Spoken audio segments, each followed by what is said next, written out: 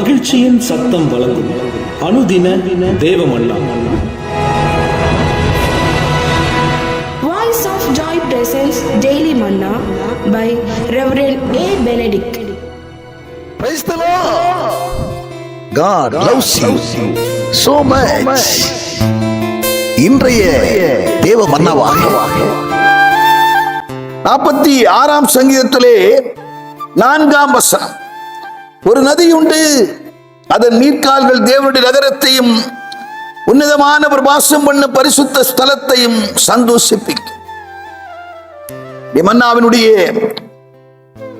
தலைப்பு, நம் தேவன் தாகம் தீர்க்கும் ஜீவ நதி. நம் தேவன் தாகம் தீர்க்கும் ஜீவ நதியாயிருக்கிறார். ஏசாயா 44ஆம் அதிகாரத்திலே 3ஆம் வசனம் சொல்லுகிறது, தாகமுள்ளவன் மேல் தண்ணீரையும் வறண்ட நிலத்தில் ஆறுகளையும் உருவாக்குகிற கர்த்தர் அவர்களை எவ்வளவு தாகத்தோடு இருந்தாலும் அவர்கள் தாகத்தை தீர்க்க ஆண்டவர் சிந்தையாயிருக்கிறார். எனவேதான் தாவீது பக்தன் சொல்லுகிறான், தேவனே நீர் என் தேவன். சங்கீதம் 63ஆம் அதிகாரத்திலே 1ஆம் வசனம்.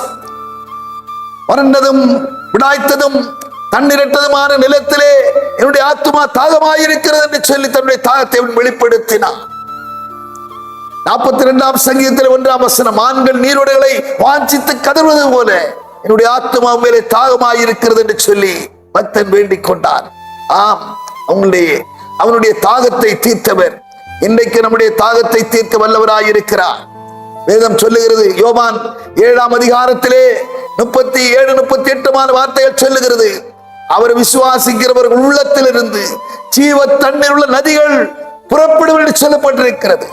ஆம், எனக்கு அருமையான தேவச்சனமே, அவரிடத்திலே வாஞ்சியாயிருக்கிறோம், அவரிடத்திலே தாகமாயிருக்கிறோம், அவருடைய வார்த்தையிலே அவரிலே விசுவாசமாயிருக்கிறவர்களும் அவர்கள் ஜீவ தண்ணீரை அவர்கள் காண்பார்கள்.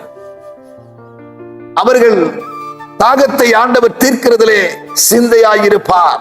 எப்போதும் அவருடைய தாகத்தை தீர்க்கிறார். அவருடைய இயக்கங்கள், அவருடைய எண்ணங்கள் எல்லாவற்றையும் நிறைவேற்றுகிறார். அவர் கூடவே இருந்து ஒரு காரியங்களை சித்திக்க பண்ணுகிறவராயிருக்கிறார். நாம் ஜெபம் பண்ணுவோம். பரலோக பிதாவே, நாங்கள் துதிக்கிறோம், ஸ்தோத்தரிக்கிறோம். ஆண்டவரே, தாகமுள்ளவர் மேல் தண்ணீரை, மரண நிலத்தில் ஆறுகளை ஊற்றுவேன்.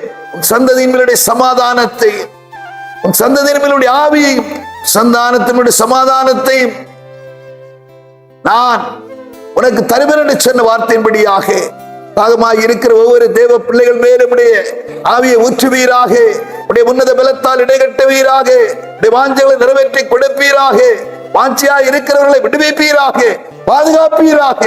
கரத்தால் ஆண்டவரே சோத்திரப்பா, ஆண்டவரே வழிநடத்த வேண்டும் என்று அப்படி செபிக்கிறோம், பொறுப்படுத்தும். இயேசு கிறிஸ்து நாமத்தில் செபிக்கிறோம் பிதாவே, ஆமென்.